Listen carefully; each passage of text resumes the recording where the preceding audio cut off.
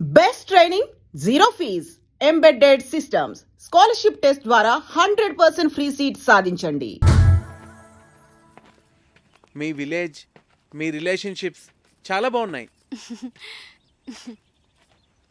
ఇక్కడ అందరూ అంతే కార్తిక్. తన్ని చూడు, తనకి మా ఇంట్లో పనిచేయాల్సిన అవసరం లేదు. దాని రేంజ్ కళామందిర్లో మాత్రమే బట్టలు కొంటుంది. కానీ మమ్మల్ని వదలలేదు.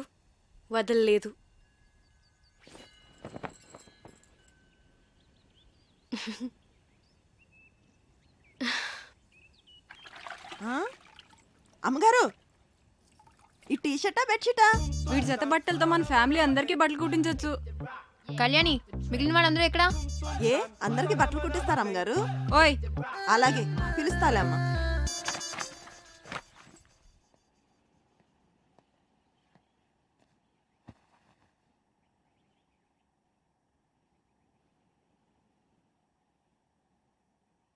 అంకుల్, ఆ గన్ ఏంటది? అదా మా నాన్నగారు నిజాం ఓహో, నవాబ్ పెట్లు కొట్టేదా?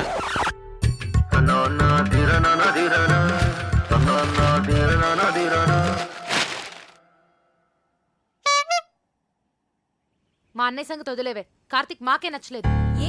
ఏం చూసి అతన్ని పెళ్లి చేసుకుందాం అనుకుంటున్నావే నువ్వు? ఏం చూసి మీరు వద్దంటున్నారు? నువ్వు ఎలకలా ఉన్నావు, వాడేమో ఏనుగులా ఉన్నాడు. అరే, అతను చూసిన తర్వాత కూడా మేమందరం ఒప్పుకుంటాం అనుకుంటున్నావా? అసలు అతను లావుగా ఉన్నాడన్నది ఒక్కటే పట్టుకున్నారేంటి మీరు? లావుగా ఉంటే మనిషి కాదా? నాకు అతని క్యారెక్టర్ నచ్చింది, అతని మెంటాలిటీ నచ్చింది. అంతెందుకు, అతనిగానే నాకు నచ్చాడు. That's it. నువ్వు ఏమన్నా చెప్పవే, మీ నాన్న ఒప్పుకున్నా మేం ఒప్పుకోం. ఈ పెళ్లి మాత్రం జరగదు.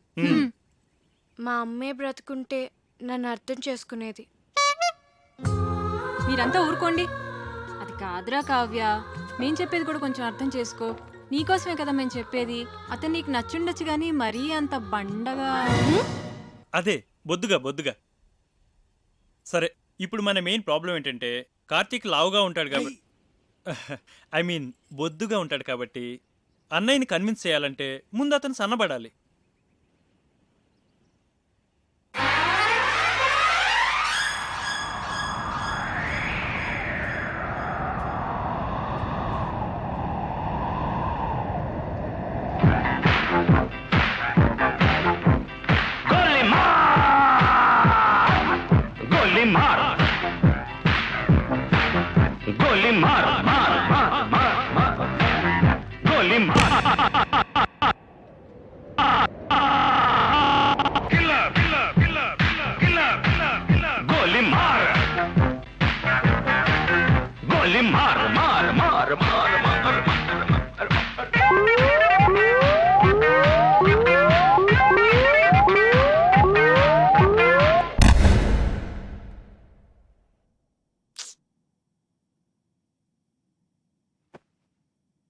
వద్దురా,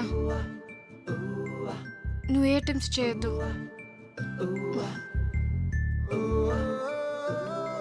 నువ్వు ఎలా ఉన్నావో అలాగే నాకు కావాలి.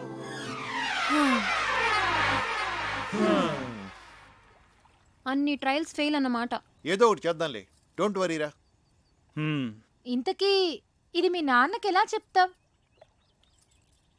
అయినా మీ నాన్నకి మన విషయం చెప్పడానికి ఎందుకు అంత భయపడుతున్నారు?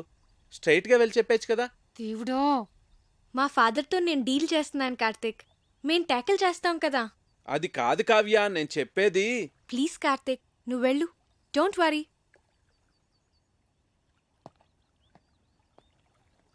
ఐడియా ఏంటది? ముందు వాడిని ఇక్కడి నుంచి పంపించేవే. టెన్షన్ భరించలేక చచ్చిపోతున్నాను. ఆ తర్వాత ఏం చేయాలో ఆలోచిద్దాం. ఇది కొంచెం సీరియస్ గా ఆలోచించాల్సిన విషయమేరా. మీరు ఇక్కడ ఆలోచిస్తూ ఉండండి, వాడు అక్కడ పెద్దనాన్నతో మాట్లాడుస్తూ ఉన్నాడు. చిన్ను,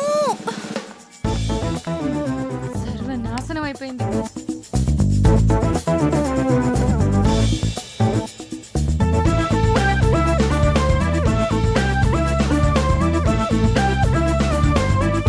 చెప్పేశావా?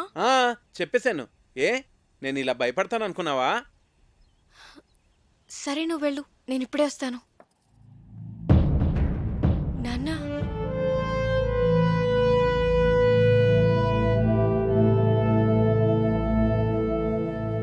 ఈ విషయం ఎలా చెప్పాలో తెలియక 1 year నుంచి సఫర్ అవుతున్నాను. ఇది మీకు ఎలా చెప్పాలో నాకు అర్థం కాలేదు.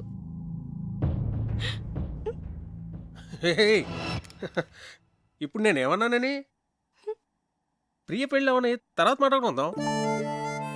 వచ్చాడు 4 రోజులు ఉండి, సరేనా?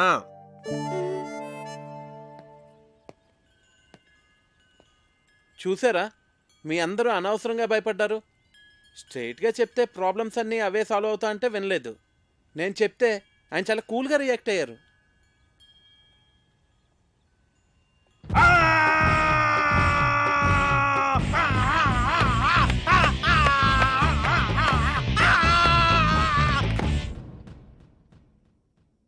నీ కూతురు తీసుకొస్తే మాత్రం వాణ్ణి తన్ని తరిమేయకుండా ఇంట్లో ఎలా పెట్టుకున్నావురా?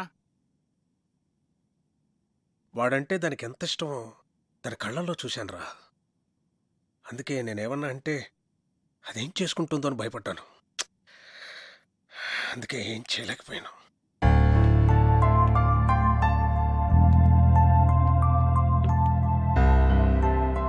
చిన్నప్పటి నుంచి దానికి టెడ్డీ బేర్లు అంటే ఇష్టం అని కొనిచ్చానురా. ఇప్పుడు పెద్ద టెడ్డీ బేర్ని తీసుకొచ్చి పెళ్లి చేసుకుంటానంటే నేను ఎలారా చచ్చేది? హలో నాన్న, చెప్పమ్మా. ఒకసారి ఇంటికి రండి నాన్న. మళ్ళీ ఏమైందిరా? ఆయన సంగతి మీకు తెలిసిందేగా. మళ్ళీ నాకు ఆయనతో గొడవైంది. 2 స్లీపింగ్ టాబ్లెట్స్ వేసుకుని పడుకో తల్లి. రేపు నేను వచ్చి మాట్లాడతాగా. నీ కూతురా? మళ్ళీ ప్రాబ్లం రా. అది ఇష్టపడిందని ఏమీ ఆలోచించకుండా వాడికే ఇచ్చి పెళ్లి చేశాను. ఇప్పుడేమో అది బాధపడుతుంది. నువ్వు చెప్పింది కరెక్టేరా. ఆడపిల్లలకు ఆ ఏజ్లో ఇష్టాలు ప్రేమలు తప్ప మరి ఏమీ తెలియదు. అందుకే పెళ్లి విషయంలో డెసిషన్ మాత్రం మనమే తీసుకోవాలిరా. లేకపోతే ఇదిగో నా కూతురు చూసి నేను బాధపడుతున్నట్టే బాధపడాల్సి వస్తుంది.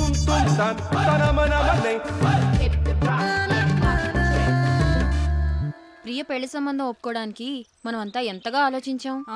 అవును. ఆహా, కావ్య లైఫ్ ని సీరియస్ గా తీసుకోవట్లేదు అసలు. కావ్య చెప్పినట్టు మనందరం తను లావుగా ఉన్నాడన్నది ఒకటే ఆలోచిస్తున్నామేమో. First impression is the best impression. Correct impression, అవునా కదా? పెళ్లికి ముందు ఈయన ఫోటో చూసినప్పుడు చాలా రఫ్గా ఉంటారనుకున్నాను, కానీ ఆయన సాఫ్ట్ అని తర్వాత తెలిసింది. అవునవును, నేను కూడా ముందు ఈయన చాక్లెట్ బాయ్ అని అనుకున్నాను. నాతో ఎప్పుడు అనలేదు. చూసారా, మనమే మన ఒపీనియన్స్ ఎలా మార్చుకున్నామో. అన్నయ్య ఎలాగో కరెక్ట్ డెసిషన్ తీసుకుంటాడు కదా. ఇప్పుడు మనం చేయాల్సిందల్లా కావ్య హర్ట్ అవ్వకుండా చూసుకోవాలి. హాయ్ కార్తిక్. హాయ్. ఏంటి అప్పుడే పడుకున్నారు? లేవండి. ప్లీజ్ పడుకోని. అంతాక్షరి ఆడదాం అందరం. అబ్బా బోర్. ముందు లేవండి. పోనీ ఇంకేదైనా సినిమా డైలాగులు అంతాక్షరి? సరే, మీరు ఆడలేనంటున్నారు కదా, ఓకేలే. లేవండ్రా. మనం ఆడలేమంటాడా?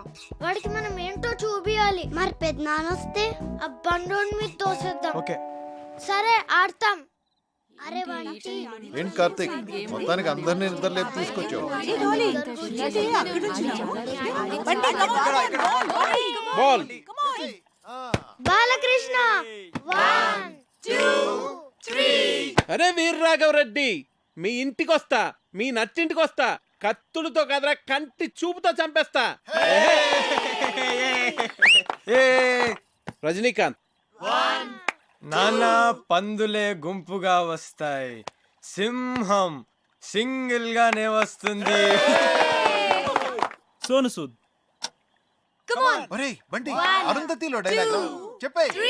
వస్తే అరుంధతి, నీకు పెళ్ళ నన్ను సమాధిలో కుళ్ళపెట్టి చంపిన నిన్ను వదలబొమ్మాలి వదలా. బాలీరా. అమ్మో, మీరు అన్ని పాత డైలాగ్స్ చెప్తారు. జెనీలియా 1 2. ఓకే ఓకే ఓకే, వీలైతే 4 మాటలు, కుదిరితే ఒక cup coffee. Mahesh Babu 1 2. Okay okay. ఎవడు కొడితే దిమ్మ తిరిగి మైండ్ బ్లాక్ అవుద్దో వాడి పండుగాడు. నేనే ఏంటి చిరంజీవి చేయి చూడు ఎంత రఫ్ గా ఉందో rough ఆడిచ్చేస్తా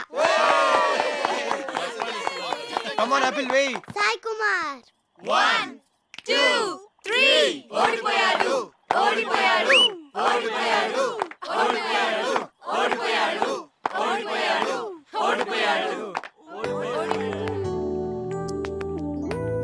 happy birthday Kavya.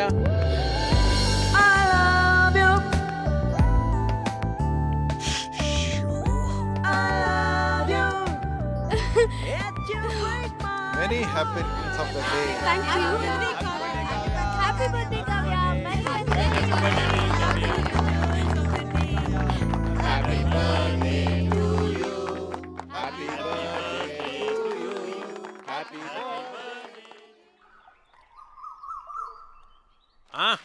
Happy birthday రా. Many many happy returns of the day. నువ్వెప్పుడు ఇలాగే సంతోషంగా ఉండాలి. నీ బర్త్డే గిఫ్ట్. థ్యాంక్స్ నాన్న.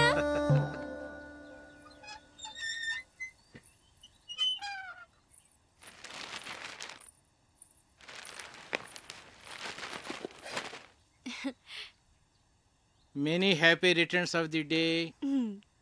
Thank you, thank you. Aunty ఉన్నారా అంకుల్? ఆంటీయా? ఆంటీ గుడికి వెళ్ళిందమ్మా. కూర్చో, ఒక్క నిమిషం వస్తా ఇప్పుడే.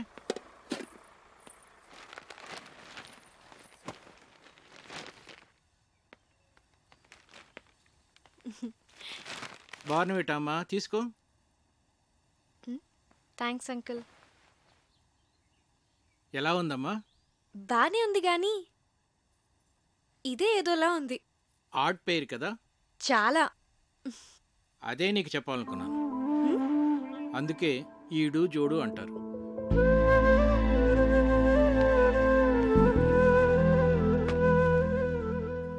కావ్య, పెళ్ళనేది జీవితంలో చాలా ఇంపార్టెంట్ ఆస్పెక్ట్ రా. కెరీర్ విషయంలో తొందరపడితే పడచ్చేమో కానీ లైఫ్ పార్ట్నర్ విషయంలో తొందరపడితే మాత్రం జీవితాంతం బాధపడాల్సి ఉంటుందమ్మా.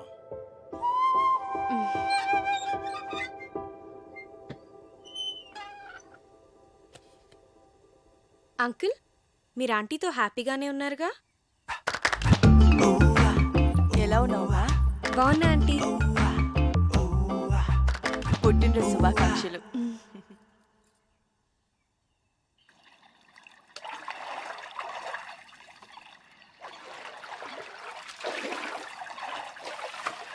హ్యాపీ బర్త్డే అమ్మా. థ్యాంక్స్. నీకెలా తెలుసు? తెలుసమ్మా, అయ్యగారు భలేవారమ్మా. ఆయన రాత్రి అంతా తిరుగుతూనే ఉన్నారమ్మా. ఎందుకు? ఇంకెందుకమ్మా, నీకు గిఫ్ట్ కొనాలని.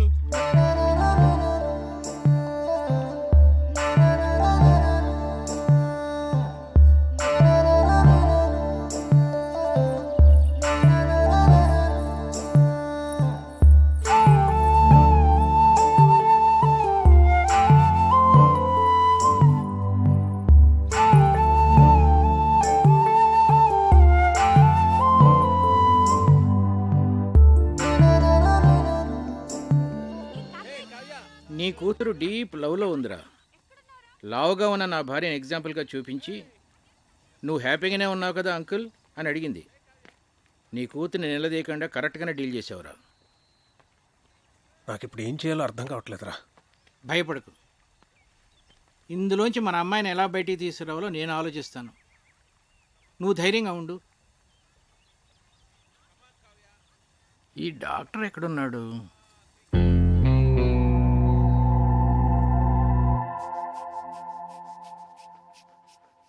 ఏంటి మీ పెద్దనాన్నకి ఏమైంది? ఇది general health checkup. Monthly once ఇంట్లో అందరికీ జరుగుతుంది. ఇది పెద్దనాన్న రూల్. ఏంట్రా బీపీ ఇలా సడన్ గా రైజ్ అవుతోంది? Doctor Karthik, Karthik doctor.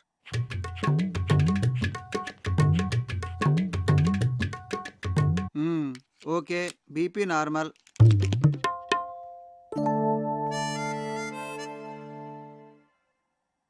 Doctor, ఏంట్రా? మా ఫ్యామిలీలో ఎప్పుడు కొలెస్ట్రాల్ టెస్ట్ చేయలేదు కదా? కొలెస్ట్రాల్ టెస్ట్ ఎప్పుడు చేయలేదు. పైగా కొలెస్ట్రాల్ చాలా డేంజరస్ రా.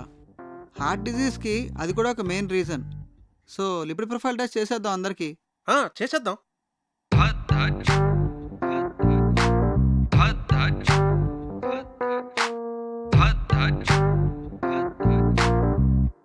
అనగనగా ఒక రాజు, ఆ రాజుకేమో 7 కొడుకులు. మొత్తం కావ్య, అమ్మ కావ్య, రిపోర్ట్స్ వచ్చాయి. నాన్నలేడా ఇంట్లో? ఉన్నారు అన్నయ్య. వస్తున్నా. ఏంటా కంగారు? చాలా మంచిదేంద్రా కొలెస్ట్రాల్ టెస్ట్ చేయించడం. నాకు తెలుసురా, అందుకే చేయించమన్నా. మరి ఎలా నెగ్లెక్ట్ చేసావురా? నాకు కూడా అతను మొన్నే పరిచయం. నువ్వు కేర్ తీసుకోవడానికి అతని పరిచయం అవడానికి ఏమిట్రా సంబంధం? అతని హెల్త్ పొజిషన్ నాకెలా తెలుస్తుందిరా? నీ బొందా, నేను చెప్తున్నది నీ గురించి. నాకా? రిపోర్ట్లు ఏమో మారుంటాయి, సరిగ్గా చూడు. రిపోర్ట్సే మారలేదురా, కరెక్ట్ రిపోర్ట్సే. నువ్వు కొంచెం జాగ్రత్తగా ఉండాలి. ఏది పడితే అది తినకు. రేయ్, నాకెలా రా కొలెస్ట్రాల్ ఉంటుంది? వాకింగ్ చేస్తున్నాను, సన్నగున్నాను. సన్నగా ఉంటే కొలెస్ట్రాల్ తక్కువ ఉంటుంది, లావుగా ఉంటే కొలెస్ట్రాల్ ఎక్కువ ఉంటుందని ఎవడరా చెప్పింది? తప్పుడు అభిప్రాయం అది తెలుసా? దానికి మీరిద్దరే లైవ్ ఎగ్జాంపుల్. అతను చూడు, లావుగా ఉన్నాడు, కొలెస్ట్రాల్ నార్మల్ గా ఉంది, హెల్దీగా ఉన్నాడు. నువ్వు సన్నగా ఉన్నావు కానీ కొలెస్ట్రాల్ ఎక్కువ ఉంది. ఏం మాట్లాడుతున్నాడు వీడు? సరే అయితే నీ రిపోర్ట్స్ చూడు. ఏదంకల్? చూడమ్మా, హెచ్డిఎల్ చూడు. ఇక్కడ డాక్టర్, అన్నయ్యకి ఏం పర్వాలేదుగా? ప్రస్తుతానికి ఏం పర్వాలేదు. రా, కొలెస్ట్రాల్ లెవెల్ ఎలా తగ్గించాలో చెప్తాను.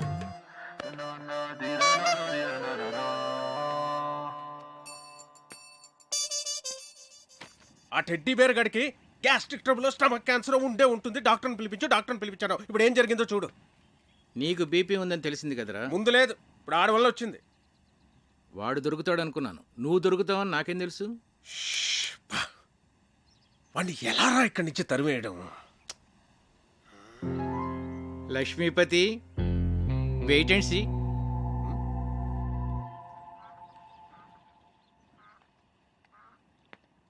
నమస్తే భాస్కరం గారు. నమస్తే. రండి కూర్చోండి. కార్తీక్, నిన్ను ప్రశ్న అడగనా? అడగండి. మోడర్న్ లైఫ్లో మనకు అన్నిటికన్నా ఇంపార్టెంట్ అయింది ఏమిటయ్యా? మనీ. ఎలా? మనం కంఫర్టబుల్గా బతకాలన్నా, ఫ్యూచర్ ప్లాన్స్ వేసుకోవాలన్నా అంత ఎందుకండి, రిలేషన్షిప్స్ కూడా మనీతోనే లింక్డ్. You are right. కానీ ఒక్కోసారి బళ్ళు ఓడలు అవుతాయి, ఓడలు బళ్ళు అవుతాయి. ఏమీ చెప్పలేమయ్యా, మన చేతిలో ఏమీ లేదు. ఏమైందండి? మీరేమైనా ఫైనాన్షియల్ క్రైసిస్లో ఉన్నారా? చీచీ, నాకేం కాలేదయ్యా, మన లక్ష్మీపతికే. ఆయనకేమైందండి? ఆయనకేం కాలేదు. ఆయనతో ఉంటే మనకవుతుంది. ఉన్న ఆస్తి అంతా కోర్టు గొడవల్లో పోయిందయ్యా. వాడు మాత్రం ఈ విషయం ఇంట్లో చెప్పకుండా అప్పులు చేసి బతికేస్తున్నాడు. ఉన్న కాస్త డబ్బు ఇదిగో ఈ ఇంటి మీద ఖర్చు పెట్టాడు. నిజంగానా? నా మీద ఒట్టయ్యా బాబు. అందుకే ఈ మధ్య వాడితో నేను కలిసి తిరగటంలా. అవసరమైతే తప్ప మాట్లాడలేదు కూడా. ఏదో ఒక రోజు పొద్దున్నే వచ్చి ఓ 10 లక్షలు అప్పు అడిగాడు అనుకో, ఫ్రెండ్షిప్లో కాదనలేం కదా. ఇదంతా నీకు తెలీదు, అందుకే ఏదో జాగ్రత్తగా ఉంటామని చెప్తున్నాను.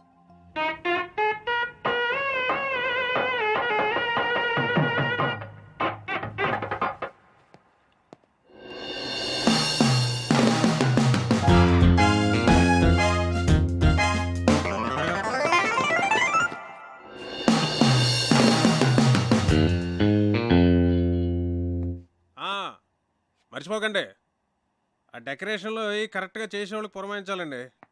ఆ తర్వాత మన ప్రియ పెళ్లిలో అన్ని రకాల నాన్ వెజ్లో ఉండాలి అక్కిరాజ్ గారు. మర్చిపోకండి. సరే.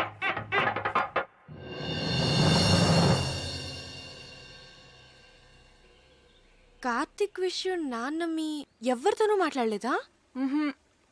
అదే మాకు అర్థం కావడం లేదు. ఏం జరిగినట్టే చాలా నార్మల్గా బిహేవ్ చేస్తున్నారు బావగారు. ఏం మాట్లాడినా ప్రియా పెళ్లి విషయం మాత్రం మాట్లాడుతున్నారే కానీ కార్తీక్ విషయం మాత్రం ఎత్తడం లేదే. అంటే నాన్న ఏదో ప్లాన్ చేస్తున్నారు. మొన్న కొలెస్ట్రాల్ టెస్ట్ దగ్గర సేవ్ అయ్యాడు కానీ ముందు కార్తీక్ని ఇక్కడి నుంచి పంపించేవే.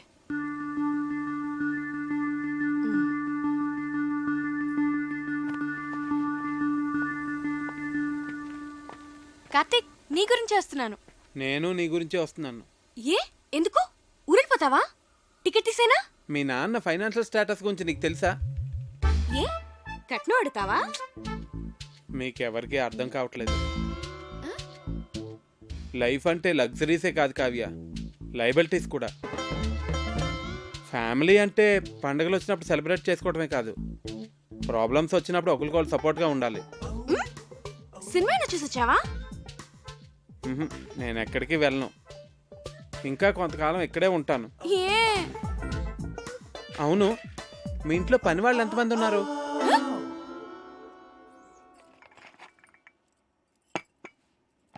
అయ్యగారు, ఏంటి అయ్యగారు, మీరు బాగున్నప్పుడు నేను జీతం తీసుకుంటానండి. ఆయన దుబాయ్లో బాగానే సంపాదిస్తున్నారు, నాకేం పర్లా, నేను బాగానే ఉన్నానండి.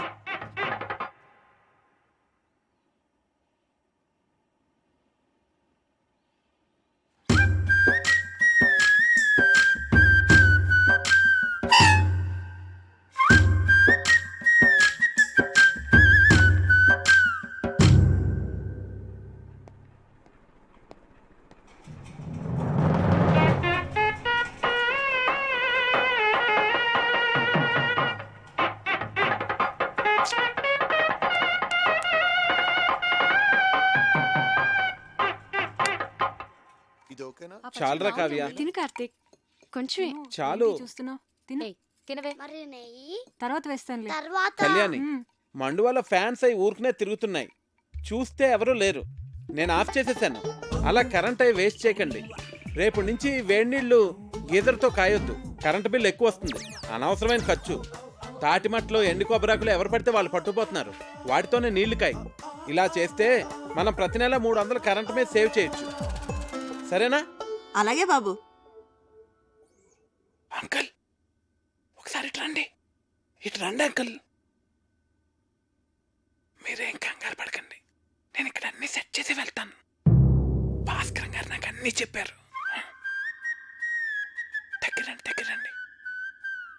భాస్కర్ గారు మీకు ఫ్రెండే కావచ్చు, కాకపోతే మీరు అనుకున్నంత మంచి వ్యక్తి కాదు అంకుల్. పోంచేయండి.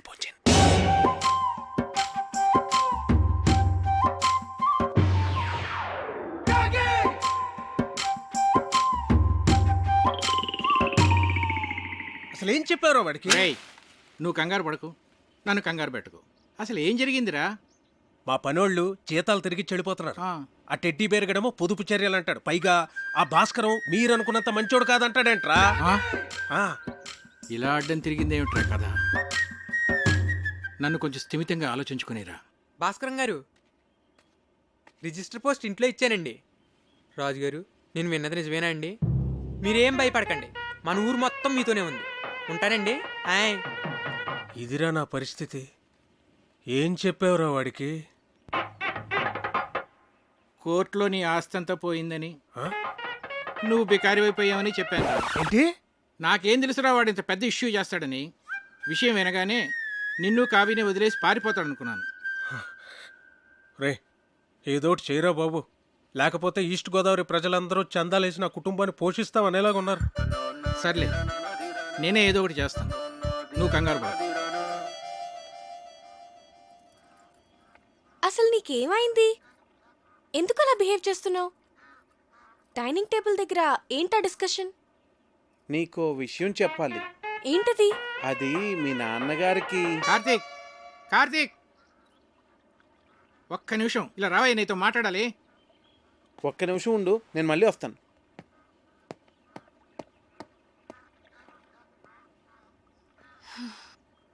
నీకు గుడ్ న్యూస్ అయ్యా, లక్ష్మీపతి గారి ఆస్తంతా తిరిగి వచ్చేసింది. అదేంటండి, కోర్టులో పోయిందన్నారుగా? హైకోర్టులో నెగ్గాడయ్యా. జడ్జి గారు స్వయంగా ఫోన్ చేసి నాకు చెప్పారు. నా మీద ఒట్టయ్యా బాబు. ఎక్కడికి వెళ్తున్నావు? వెళ్ళి అందరికీ చెప్దాం. అసలు ఆస్తి పోయిన విషయమే ఎవరికి తెలియదు నాన్న, నువ్వు ఎవరికి చెప్పనక్కర్లేదు. కామ్గా ఉండు, మా బుజ్జి తండ్రివి కదూ.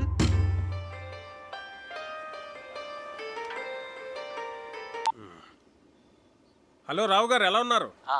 నేను బాగానే ఉన్నానండి. చెప్పండి. అది మరేం లేదండి, మీరేదో ఫైనాన్షియల్ క్రైసిస్లో ఉన్నారని విన్నాను. ఎవరు చెప్తున్నాడండి మీకు ఇలాంటివన్నీ? అయ్యో, మీరు అలా ఇరిటేట్ కాకండి.